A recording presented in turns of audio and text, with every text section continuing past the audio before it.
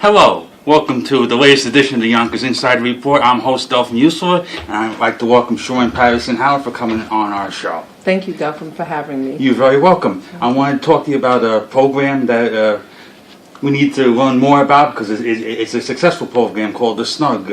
How did it start, and can you tell us some parts of the program? Sure. The Snug program started back in 2009. Well, Senator Andrea Stewart Cousins at that time came to us and said because of the violence in Yonkers and the high rate of shooting in Yonkers that she wanted the YMCA to partner with the state Senate and apply for funding, and that's what we did. We started the program in October of 2010, and I think the summer of 2010 was one of the bloodiest summers that Yonkers had seen.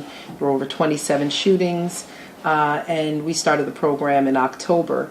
And once we started the program, we went in Southwest Yonkers about 37 months without any shootings.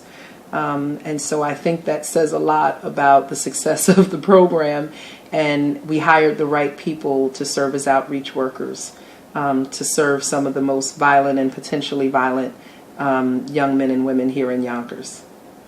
Also, I understand that they're allowed to go, the program allowed to go to some of the Yonkers schools. Can you tell us something about that? Absolutely. So the program itself, we really hire individuals who have a history of incarceration or street crime. They might have been drug dealers in the past. They might have robbed banks or whatever their background was, but they are connected to the community. And they know how to deal with potentially violent people. They have what we call street credibility. Mm-hmm. And so the technical term that we use for them are credible messengers. And they serve as outreach workers.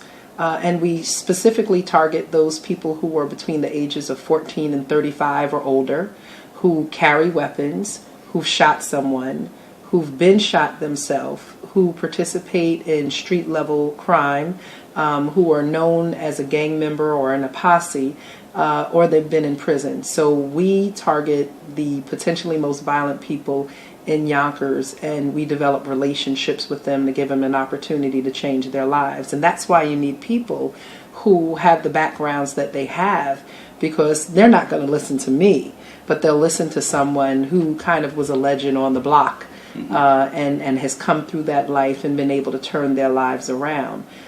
So we reach out. We're in Schlobaum, we're on Riverdale Avenue, Nodine Hill, Locust Hill, down on Saratoga and Lawrence, Warburton Avenue, some of the neighborhoods that's been known traditionally for high crime here in Yonkers. And they've made a huge difference. We've also, over the years, done outreach into the schools. And literally just recently, especially, we've seen kind of spike in violence this year among some of our younger people.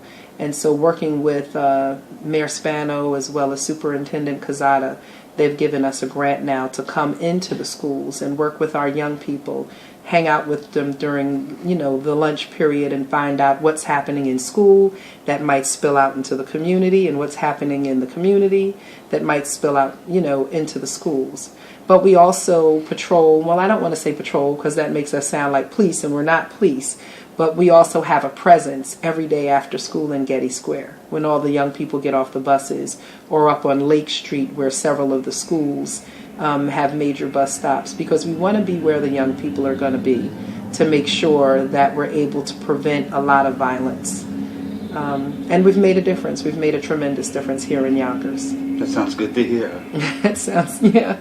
I mean, we're funded right now through the New York State Division of Criminal Justice Services, as well as the City of Yonkers. So we have two major funding sources for those programs.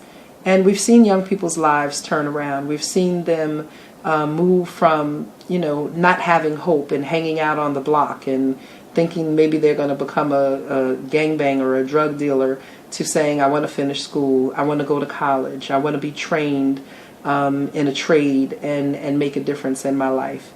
And so I really applaud my staff, who are tireless warriors out here in the community, who are able to put their lives on the line often daily, because they're violence interrupters. They get in the middle of what we call street beefs or problems on the street, and they mediate those situations. They sit down, they're trained in mediation, they're trained now in mental health. We'll be bringing social workers onto the team. We've provided OSHA training, and we'll probably start providing security training, really trying to help them get jobs. So we're making a huge difference in Yonkers. That's great to hear. Now, if there's anything that I missed when I've been asking you, you can talk to the camera and talk to the viewers of Yonkers. Okay. Well, the Snug program, we're the only Snug program in the state of New York that's been operating continuously since 2010. And that's largely due to the impact that we've had. Looking at the reduction in shootings in Yonkers, I'm not taking credit for what the police department has done, because the police department has absolutely done an incredible job. Outside of the Snug team, the YMCA works with the Yonkers PD around a lot of community policing efforts. So community policing, along with the work that Snug is doing to build relationships and help change the lives of some of our most potentially violent young people here in Yonkers, we've really been able to make a difference. And so if you know of a young person who needs redirection and support, please have them reach out to our Snug team at the Y at 914-963-0183. We have a great team who are dedicated and who are passionate about helping young people get on the right track and saving their lives. We don't want to wait until shootings happen. We want to prevent the violence from happening. Thank you so much for having me. You're welcome. My pleasure. Thank you so much for coming on the show. And thank you for another edition of the Yonkers Inside Report. I also want to thank the Yonkers Public Library for allowing us the usage of the public access studio. Thank you so much. And until next time on the Yonkers Inside Report, have a great day. Have a great day.